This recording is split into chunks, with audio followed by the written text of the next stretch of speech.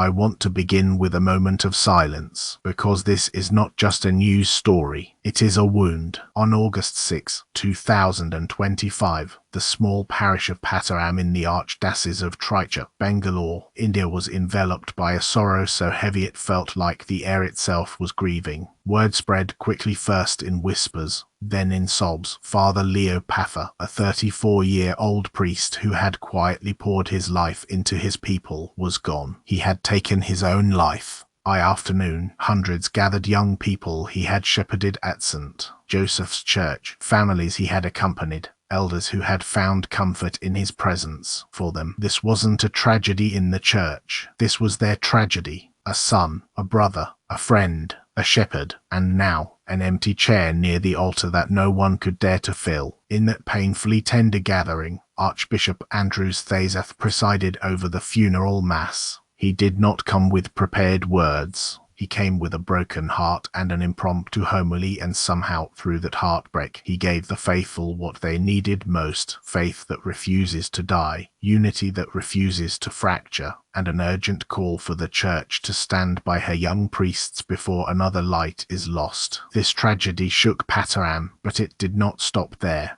It travelled across the Archdiocese of Triture, across India, and beyond, forcing conversations that should have started long ago about mental health, about vulnerability, and about what it truly means to support those who carry the burdens of many, often while carrying their own in silence. Let me ask you to do something now, something small but powerful. In the comments, write the name of a priest who needs your prayers. We will lift them up together. We will surround them with love. We will not wait until it's too late, because Father Leo's death is not only a personal loss, it is a clarion call inside the Church, a revelation of the invisible burdens so many young priests carry: pastoral pressures, loneliness, relentless expectations from parishioners, and too often a lack of psychological support. This is a call to every one of us, lay and clergy, to act, to care for the shepherds who have been caring for us. Before we walk through the day everything changed, we must remember who he was. Father Leo Pathur was born in 1992 in Pinga, Triture, South India. From the beginning, those who knew him didn't just see giftedness or talent, they saw goodness. He had the kind of presence that made people relax, the kind of voice that made people feel safe, the kind of smile that reached those who had stopped looking anyone in the eye. He entered the seminary, completed his formation, and was ordained on December 26, 2018 during the Christmas season, a time when the Church is flooded with light, joy, and hope.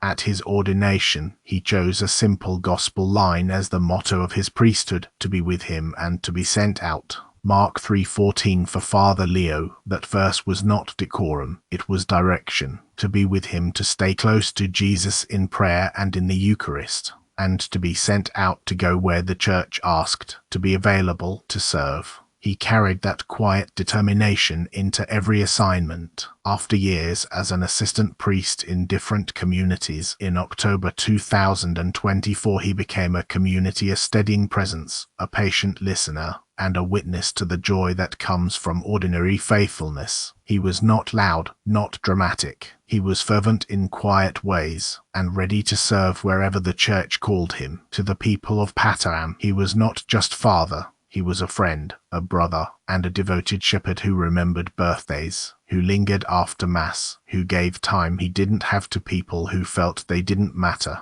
He noticed the littlest ones. He met the eyes of the lonely. He did not rush the grieving. The morning of August 6, 2025, it began like any other quiet morning. The sacristan arrived to ring the church bell for the customary noon prayers. But Father Leo was not in the chapel. He was not in the corridor. He was not answering his phone. His room was locked from the inside. At first there was worry. Then, after repeated knocks and no reply, fear. A parish council member, fighting panic, stepped outside and peered through the bedroom window. What they saw will never leave them. Father Leo, hanging from the ceiling fan, motionless. A belt had been used as the noose. The police arrived from Arima. Initial reports found no signs of struggle or foul play. There was no suicide note. No unusual noises had been heard during the night, just a silence that, only in hindsight, became unbearable. News of his death swept through the parish like a dark wind. The elderly wept as if they had lost a son. The youth cried as if they had lost a brother. In the church, on his familiar seat, a prayer book lay open to Tuesday morning's page, an unfinished prayer for an incomplete day. The night before, Father Leo had been organizing a parish fundraiser, laughing, chatting with parishioners, offering the warmth that made people feel like they were seen. The contrast between outward vibrancy and inner turmoil is what pierced the community the most. How could such joy stand so close to such pain? This is how silent suffering often works. It hides in plain sight. We loved him. He loved us. At the funeral, the church was a living river of grief. Through the tears, a young woman named Maria, representing the youth he had guided, walked to the ambo to read a letter to Father Leo. Her hands trembled, her voice broke, but her words were clear and strong. Even in our darkest moments, you made us smile, sharing simple stories or teasing us as you often did. She thanked him for revitalizing the parish, for turning St. Joseph's Church into a vibrant hub where faith felt alive and community felt like home. You brought life to our parish and cherished each of our strengths. She told him the truth every priest longs to hear. To me, you were not just a priest or confessor, but above all a friend. She remembered how he would linger after Mass, listening without judgment, from trivial worries to deep pains that had no words. You never judged us but encouraged us to move forward with faith and hope. And then she made a promise that the whole parish seemed to make with her. We will remember every smile, every joke, every day spent together, because your presence made everything special. Our relationship hasn't ended. It has only transformed. For now, you will forever be our guardian. Her letter was not a eulogy. It was testimony, a testament to a priest whose humanity made holiness feel reachable, whose friendship made faith feel like a homecoming. Archbishop Andrews Thazath stepped forward to preach. He did not hide his sorrow. He spoke plainly of shock, of the unimaginable, of being stunned and speechless in the face of a death that defied understanding. And yet, from that place of sorrow, he gave words that the people could hold. He thanked the priests and lay whose presence had become a shelter for one another. He said this tragedy had forced them to rediscover what is deeply true, the bond that unites us in Jesus, a bond that does not unravel when life does. He reached for scripture and gave an image, Passover. He reminded the faithful that a priest's calling is to guide people through Passover, through the narrow places, through hardship and transformation, through the mystery of suffering into the hope of resurrection. Preparing the Passover table is the essence of our mission, he said, guiding each person, family, and youth through the most challenging yet beautiful moments of life. And then, like a father who refuses to lose his son's compass, he turned to the mission. He urged the community to help priests not lose their compass. He reminded them that Jesus accompanies us through suffering and resurrection, that when difficulties arise, there is something greater driving us forward. Jesus, who died with us, walks with us and raises us with him. He called for authentic communication, for a church where language builds communion. He asked for openness and vulnerability, for the courage to listen, to speak truth, and to stop hiding our deepest pains. He warned of spiritual poverty, homes full of things, yet empty of the only things that give life meaning. And then came a confession, raw and unguarded. I don't know if my heart will stop weeping, but I know I will never forget Father Leo. He insisted that Father Leo's death was not a failure of faith. It was, rather, a sorrowful sign that priests are human. He admitted that while the Church teaches seminarians how to celebrate Mass and preach, sometimes she fails to teach them how to cry when hurt or seek help when exhausted. He pleaded for the Church to accompany her young priests better. In that church, a bishop's tears became a shepherd's roadmap. News of Father Leo did not stop at parish boundaries. It travelled. In Kerala, Father Joseph Vargas spoke as a brother. Though I didn't know Father Leo, he was a brother in the priesthood. We feel for each other. He confronted a misconception head-on, that priests are immune to emotional or psychological suffering. They are not. They are human, no less vulnerable than anyone else. and he worried aloud about those discerning the priesthood who might see such news and feel daunted. His response was not to minimize, but to humanize, to urge openness about struggles, to recognize mental health as essential to priestly life, to build communities where asking "Are you okay?" is not an intrusion but an act of love. In Bangalore, Dr. Anila Thomas, a Catholic psychologist, echoed that truth. Anyone can be vulnerable regardless of role or status. And sometimes the smallest question, "Are you okay?" can save a life. From Malta, Father Jean-Claude Schember added his voice, reminding the Church that priests are not superhuman and that they need to be heard and loved. Together, these responses pointed to a single, unavoidable conclusion. If we want our priests to carry us, we must also be willing to carry them. The questions we cannot avoid. The facts of Father Leo's death are simple and unbearable. He was found in his locked room. He had taken his life with a belt. He left no note. The previous evening he had helped organize a fundraiser, just as devoted and present as ever. He began his priestly ministry in 2018, first as an assistant, later as a parish priest. He was known for being gentle and devoted, but recently some noticed he seemed withdrawn, less joyful than before. A close priest friend remembers their last conversation. "He asked me about exhaustion in ministry. I didn't realize it was his final word." So we are left with questions.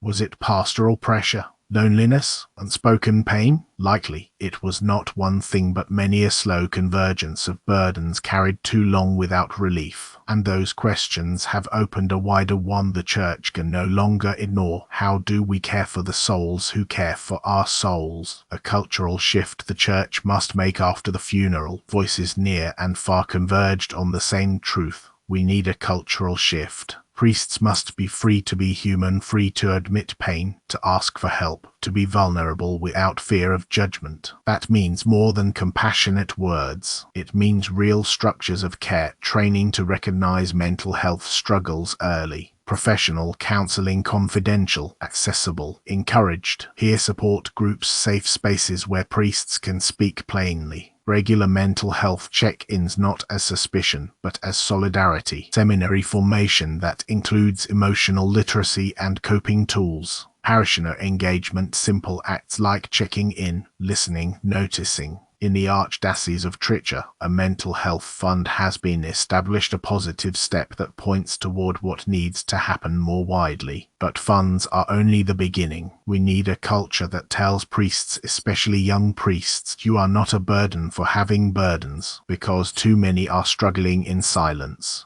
Too many are giving hope while running out of it themselves. Too many are pouring love while yearning to receive it. Father Leo was a young priest in a place far from where many of us live, but his story is our story. His pain reveals our responsibility. As a young priest far from family, he may have felt there was nowhere safe to confide. Many priests hesitate to express struggles because they fear being misunderstood or blamed. But they are human, and being human is not a weakness. It is the very place where grace begins. If you can, pause right now. Light a candle. Say his name, Father Leo Pathur. Pray for his soul. Pray for the priests you know. Pray for those you don't. And if you haven't yet, write the name of a priest in the comments so we can pray with you. Let's build a circle of prayer around the men who have stood by us in births and funerals, in weddings and hospital rooms, in confessionals and quiet chapels. This is not the end of his story. His life was a gift. His death is a wake-up call, and our answer must be love in action. The day of the funeral arrived, and Pataram seemed to move in slow motion. Every sound was softer. Every step was heavy. Even the air felt different, as though grief itself had taken a seat among the mourners. The church doors opened early, but the pews filled almost instantly. Old men who had prayed with Father Leo every morning sat hunched over, gripping rosaries as though afraid to let go. Young people, the very ones he had guided through adolescence and into faith, clustered together, their faces streaked with tears that would not stop. Families came in whole, mother, father, children, because his presence had touched all of them. And then, in a moment that would leave not a single dry eye, a young woman named Maria walked slowly up to the lectern. She was there not only for herself, but as the voice of every young person Father Leo had ever guided. Her hands trembled as she unfolded the paper. Her voice wavered, but she did not stop. Even in our darkest moments, you made us smile, sharing simple stories or teasing us as you often did. She thanked him for reviving the parish, for turning St. Joseph's Church into a place where faith felt alive, where young people felt seen, and where the community felt like family. You brought life to our parish and cherished each of our strengths, she said. Maria didn't speak to him as a distant holy figure. She spoke to him as a friend. To me, you were not just a priest or confessor, but above all a friend. She described his habit of lingering after Mass, listening with patience, whether the matter was trivial or heart-wrenchingly deep. You never judged us but encouraged us to move forward with faith and hope. Then came the promise, her voice breaking, yet carrying the weight of every young heart in that church. We will remember every smile, every joke, every day spent together because your presence made everything special. Our relationship hasn't ended. It has only transformed. For now, you will forever be our guardian. Those words hung in the air. They were not just goodbye. They were an oath, a vow to keep his memory alive, not in mourning alone, but in living the values he had lived. When Archbishop Andrews Thazath stepped forward for the homily, his face told its own story. There was no masking the grief. His voice carried the weight of a man who had seen much in the priesthood, but perhaps nothing quite like this. He admitted openly, "The unimaginable and incomprehensible death of Father Leo has left me stunned and speechless." Yet he did not stay in silence. He looked out at his people, at the priests, the religious, the families, the youth, and thanked them for the way they had come together as though holding one another up by sheer will. This tragedy has led us to rediscover what is deeply true in our lives, the profound bond uniting us in Jesus. Then he reached for a biblical image that every Catholic in that church knew, the Passover. He reminded them that a priest's mission is not just to stand at the altar, but to guide people through life's Passover, through hardship, uncertainty, and transformation. Preparing the Passover table is the essence of our mission, guiding each person, family, and youth through the most challenging yet beautiful moments of life. He spoke with urgency, urging the community to help priests not lose their compass in their mission. He reminded them that Jesus walks with humanity in its pain and in its hope. When difficulties arise, we must understand there is something greater driving us forward. Jesus, who died with us, walks with us, and raises us with him. And then he challenged them to honesty, honesty with each other, honesty with God, honesty about the pain we often hide. Our language must build communion. We must listen, speak truth, and not hide our deepest pains. He warned of a kind of spiritual poverty that is worse than material lack, homes filled with possessions, but empty of what gives life meaning. Then came the confession that seemed to bring the entire church to stillness. I don't know if my heart will stop weeping, but I know I will never forget Father Leo. And finally, he gave the church a truth it must never forget. Father Leo's death is not a failure of faith. It is a reminder that priests are human. We teach seminarians to celebrate Mass and preach, but sometimes forget to teach them how to cry when hurt or seek help when exhausted. The loss did not remain local. It sent ripples through the priesthood across India and beyond. From Kerala, Father Joseph Varghese spoke for priests everywhere. Though I didn't know Father Leo, he was a brother in the priesthood. We feel for each other. He pointed out something too many forget. Priests are not immune to emotional and psychological struggles, and he worried about young men discerning a priestly vocation, seeing such tragedies and wondering if they could bear the weight. He encouraged openness, to talk about mental health as part of priestly life, not separate from it. From Bangalore, Dr. Anila Thomas, a Catholic psychologist, made the point with clinical clarity: anyone can be vulnerable, regardless of their role or status. Sometimes just asking "Are you okay?" can save lives. From Malta, Father Jean-Claude Schember added his own truth. Father Leo reminds us that priests aren't superhuman. They need to be heard and loved.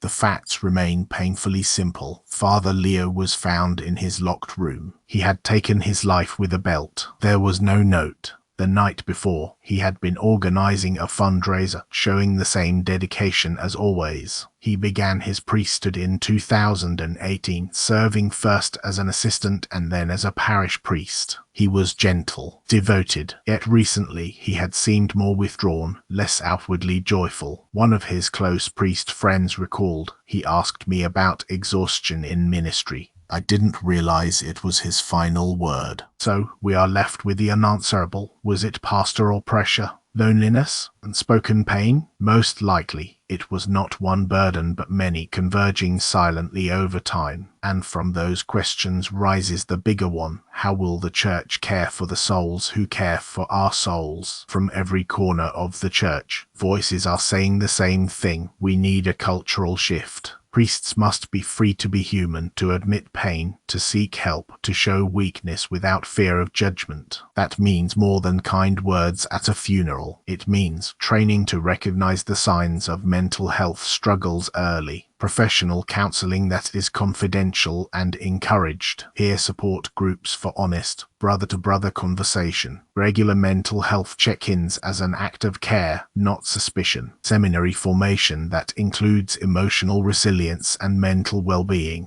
active parishioner involvement, checking in, asking, noticing. In the Archdiocese of Triture, there is now a mental health fund for priests, a step in the right direction. But funds alone cannot change the culture. Priests must know they can speak without risking their reputation, without being seen as unfit. Because too many give hope while running dry of it. Too many give love while quietly aching for it in return. The funeral of Father Leo had barely ended when Pope Leo XIV made his plea to the entire Church: love your priests before it's too late. He reminded the faithful that priests are not perfect, not superheroes, but men chosen by God, yes, and also in need of the same friendship, encouragement, and care they so freely give. The Pope's words were not poetic filler. They were a direct challenge. Stop assuming your priest is fine. Stop waiting until you hear tragic news to pray for him. Stop letting him stand alone in the storms he helps you weather. Priests baptize your children, bury your dead, bless your homes, and feed you with the bread of life. But they also go home to an empty rectory. They also face criticism without anyone defending them. They also fight battles you will never see. Pope Leo XIV plea is not for sentiment, it is for action. Father Leo's story has become more than a local tragedy. It is a call to every parish, every diocese,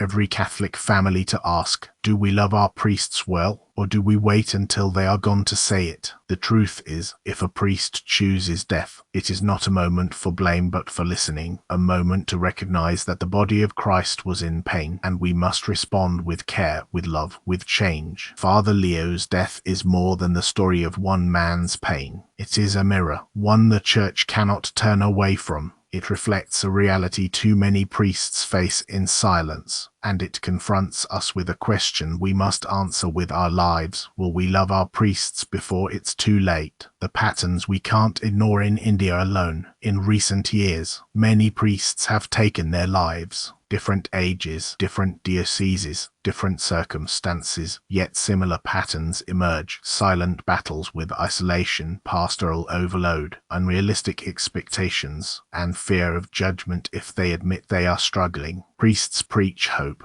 yet may quietly be running out of it themselves. They give love constantly, but sometimes go long stretches without receiving it. They carry the burdens of hundreds, sometimes thousands, of souls, and too often they carry them alone. For Father Leo, being far from family meant there was no natural refuge when the weight became too much. In the rectory, the day's work ended in silence. For many priests, that silence grows into loneliness, and loneliness becomes a fertile ground for despair. Many priests hesitate to share their struggles. They worry, will people think I'm unfit for ministry? Will they lose respect for me? Will I be judged for not being strong enough? And so they keep smiling, keep preaching, keep showing up for others, all while slowly emptying themselves. But priests are human, and being human is not a flaw in the priesthood, it is the very condition God chose when he called them. Vulnerability does not disqualify them, it makes them real, and real shepherds connect deeply with their sheep. Breaking the stigma around seeking help is not optional, it is urgent. The Church needs systemic change to protect the well-being of her priests. That means regular mental health assessments for priests, routine, confidential, and destigmatized, accessible counseling services with trained professionals who understand the unique pressures of priesthood, peer support groups where priests can speak openly without fear, ongoing formation in emotional resilience, healthy coping strategies, and stress management, community education so parishioners understand the pressures their priests face, encouraging vulnerability in homilies, conversations, and gatherings, not to scandalize, but to humanize. In the Archdiocese of Triture, the establishment of a mental health fund for priests is a good start,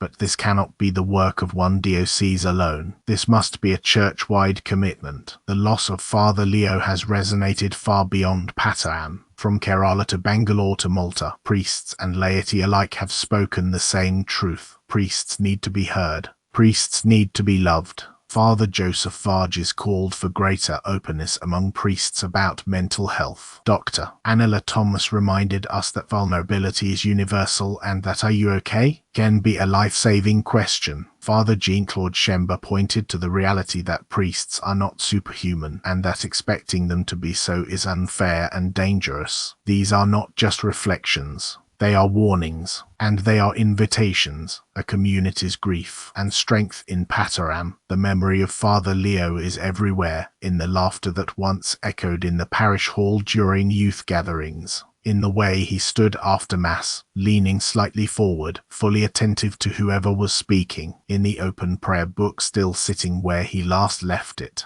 Maria's letter has been printed and kept by many parishioners, a reminder of the bond he built with them. The Archbishop's words still ring in their ears. We must not hide our deepest pains. This is how his parish has chosen to grieve, by holding one another closer, by speaking more honestly, and by beginning to check on the very priests who have so often checked on them. Pope Leo XIV Plea in practice. When Pope Leo XIV said, "Love your priests before it's too late," he wasn't calling for sentiment. He was calling for action. So, what does that look like? Pray for your priests by name, not just in general. Encourage them directly. A kind word after Mass can carry them through a hard week. Respect their need for rest. Don't resent their day off. Invite them into your family life, a meal, a celebration, a shared moment. Defend them against unfair criticism. Priests hear far more complaints than encouragement. Ask them how they are, and wait for the real answer. When you offer a priest genuine friendship, you give him a reminder that his life is more than tasks and duties. You remind him that he, too, is loved. His legacy. Father Leo's life was short,